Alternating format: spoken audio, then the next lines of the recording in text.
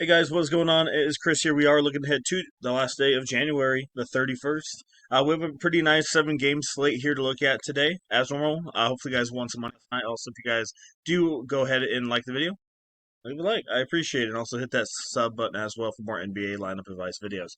So, last night it was a pretty good night for premium. It was a top 5% finish, 321.6. If we would enter the monster, we would have won 2,500, which kind of stinks, but. Um, yeah, so anyway, we're still 321.6. Like I said, this is me. I just played a 3 man with this lineup. So yeah, kind of break it down. We went Mitchell here with the 36.2. So I actually had to change this lineup up because I totally thought that Sengun was going to play because the line was at like 4 to Memphis and then it went down to like 1.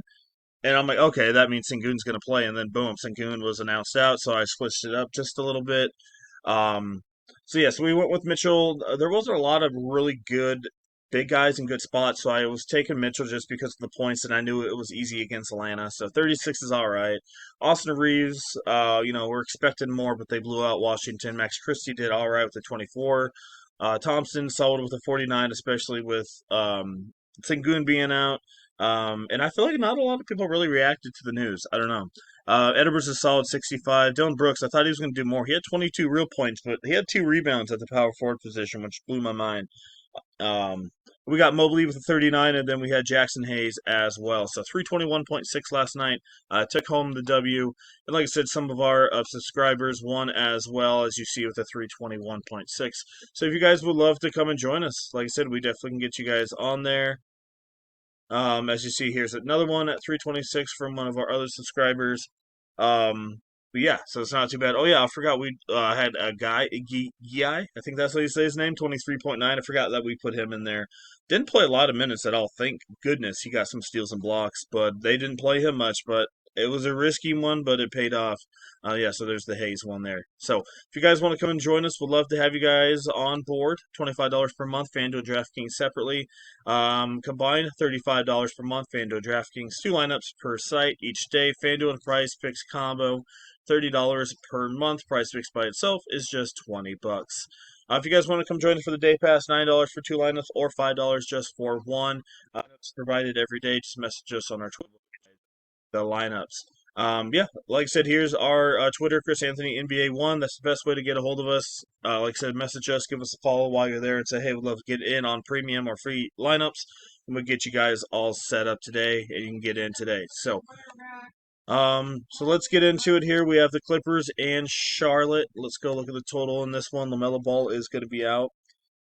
We do have a 208 and a 13.5, so it should be a blowout. I really don't have a ton in this one. I think if you're taking props, you could look at Harden steals because Mimich, or however you say his name, always turns it over. Um, yeah, quite honestly, I think it's one of those games where like I think Harden and Powell they get their points, but it's not like I don't know. I think it's cash game, because they're gonna blow them out. And on the flip side, the Clipper defense is pretty dang good. The only one I would consider is Diabate, but even then, I still think he's only going to get 24, 25. So for me, as of now, I don't really feel this game with 13.5. And like I said, it's only a 208 total and a 13.5. So I just don't see any reason to go there. They could see this game like 109 to 88 or something. So don't really want to go that way. Detroit, this is a lot better game though. We have a 228 and a 1.5. So not the highest total, but still should be a pretty competitive ball game here. So first off, that I like to do, let's go look at the Dallas defense first. And as we see, they do struggle against the center and the power forward position a little bit. So, guys you could look at is Tobias Harris. But the only thing with this dude, I don't really like him in GPPs because he's so inconsistent. And even if he is good, he's only getting 34. So, not really GPP. This could be like more of a hybrid line if you're playing like 100 man and top 12 win, something like that. But I don't know. He's been all over the place. Blake said on paper he's in a good spot. Um, then you got Jalen Duran here against Dallas. like I said, you can 100% look at him, but I think I just have to go with Gafford. I mean, there's no reason not to have Gafford. But if you think for some reason something, Gafford, something's off for you, Jalen Duran should be in a half decent spot as well. But that's all I really have going on there. Flipping over here to the Detroit defense, they're, as you see, not the greatest. Center, power forward, and the small forward position, that's where they struggle. So Gafford for me is probably going to be in almost all my lineups. I might have a couple without him, but for the most part, there's no reason not to play him. Block upside, rebounds, points, just a solid option overall. I don't think he'll start, but if Marshall starts, he could be worth looking at GPP. Um, I did call Kyrie Irving the other night. That was nice. He was doing trash, and I said he might have a good game here, and he did against New Orleans. So, 45.8 for him. He's all right in cash games, I think. But like I said, I'm really looking at Gafford, Duran, maybe in a couple one-offs. That's probably the main guys, and obviously PJ Washington at 7,400 as well. Almost forgot to mention him. Like I said, Detroit also is not good against power forwards, as you see there. So why not go to Washington? Gafford, Washington. I don't mind putting them in the same line at all because it looks like they're fine correlation wise together. Chicago and Toronto. Toronto's been playing good, man. I've been liking Toronto. They've been doing good fantasy because they play fast. We got 232.5 in Toronto by 3.5. I personally would probably take the under maybe on this game if you're betting, but we'll see. The big thing here is Emmanuel quickly. We'll see if we get news on this game. For me, I have a couple in this game, so that's why I kind of need to know the news a little bit. Quickly hasn't played in a while, but I'm very intrigued to see what they do if he does play. As you see, he has not played in a long time, but as you see here, he didn't play for a long time, and then his first game back, he played 32 minutes and scored 47. So that is why I'm very intrigued. I think if we're playing tournaments and Quickly's back in the starting lineup and we don't hear anything about minute restriction, why the heck not fire him up? He's going to start shooting the ball. He's just going to come out and play. That's how Quickly is. He's usually, not that guy that has to take 4 or 5 games to warm up. He's just back at it. So if Quickly's back, honestly, I like him. I do at 62 if we don't get a minute restriction. So cash game, probably not because the risky of the minute restriction. But if you're playing GPPs, I personally don't think a lot of people will have him. I really don't. So if he plays in minutes and everything like that are correct. If he doesn't play, Davion Mitchell could be worth a look. And I say worth a look because his usage rate is terrible. He doesn't shoot the ball a ton. He's all over the place. So he's really risky to me, but he's only 4,100 against a terrible Chicago team that can't play defense. So you can look at him, but obviously a little risky. But then you got Giddey, Kobe White, Ayudasam, New Ball. These guys are all kind of cash game plays with Zach LaVine being out. So kind of pick and choose who you want. If I had to pick, I guess Giddey just because he has the rebound and assist upside.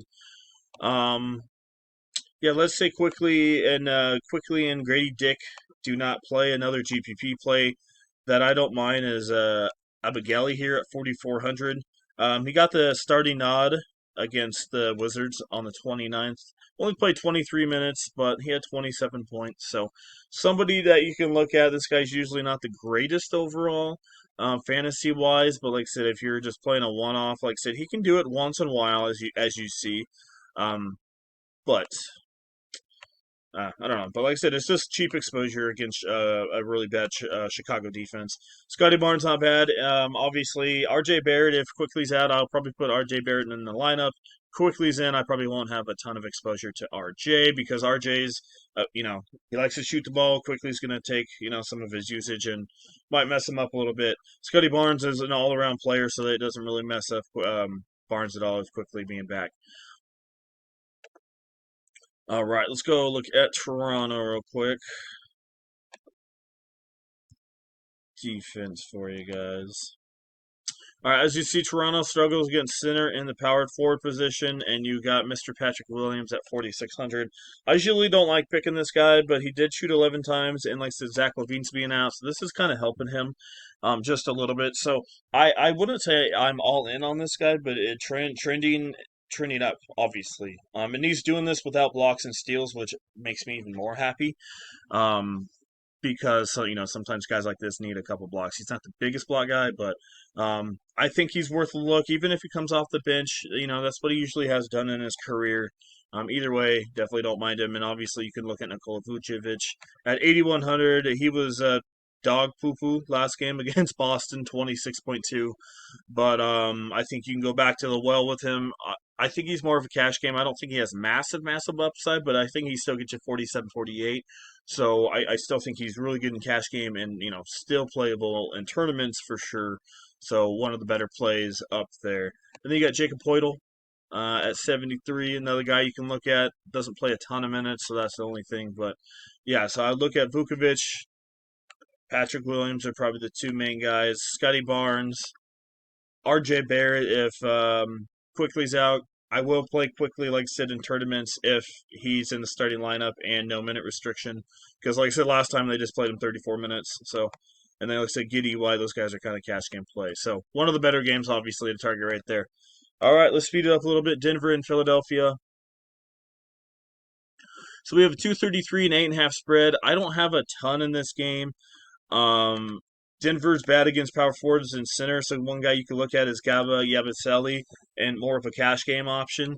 Not a big usage guy, so that's the thing, and not really a big blocker or steals guy. He had one good game, but overall more of a cash game play.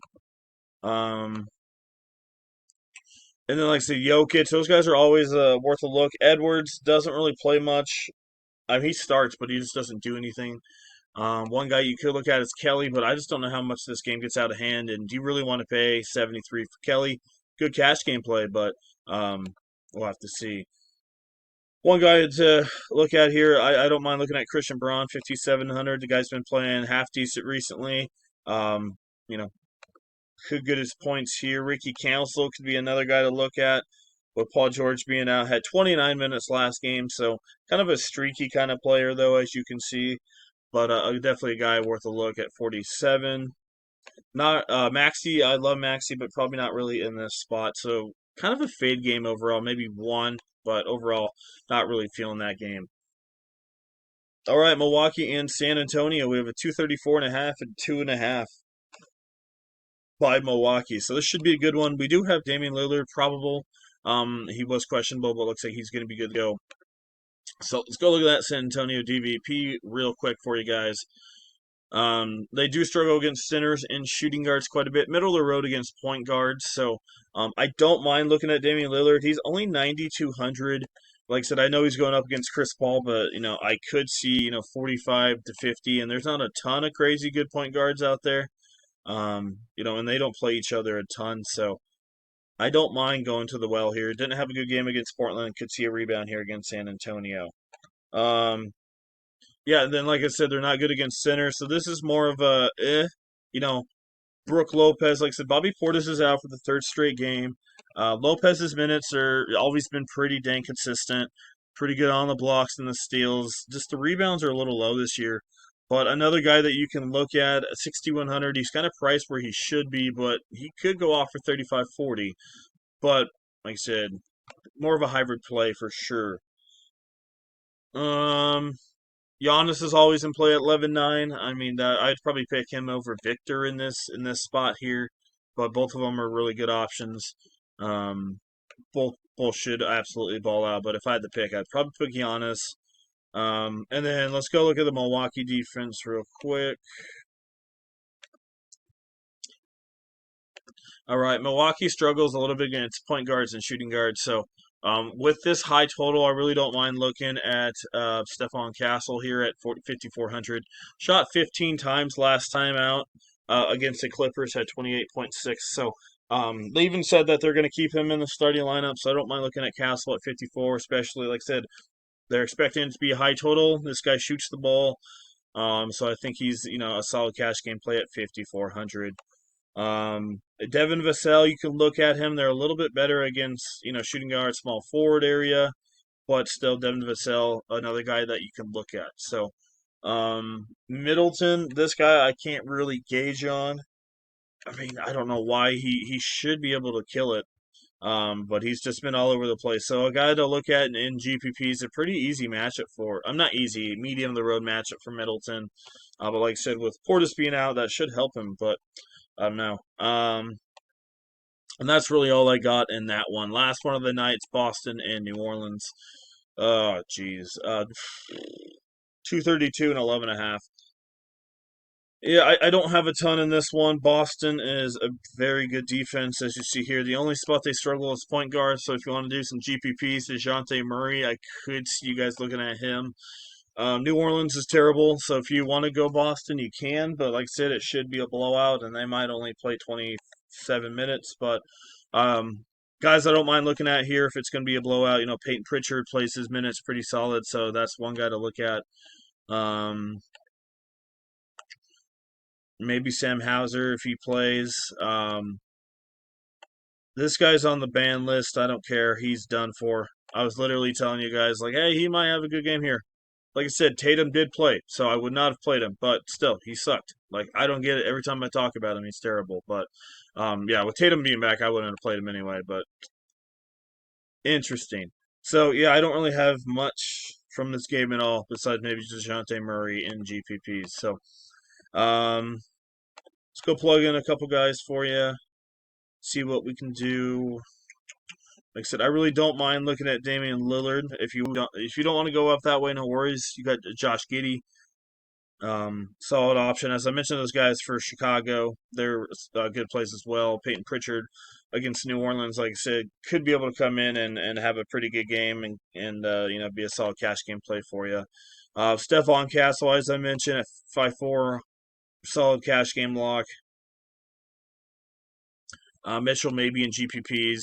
Quickly, like I said, I really don't mind him if he starts and plays and no minute restriction. I think that could be a slight edge because he just comes out and just shoots the ball.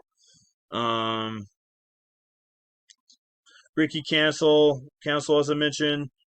Abigail maybe in deep GPP tournaments only if all those guys are out. Dick and Quickly. Scotty Barnes, solid option up there at the top. RJ Barrett, like I said, depends on Quickly.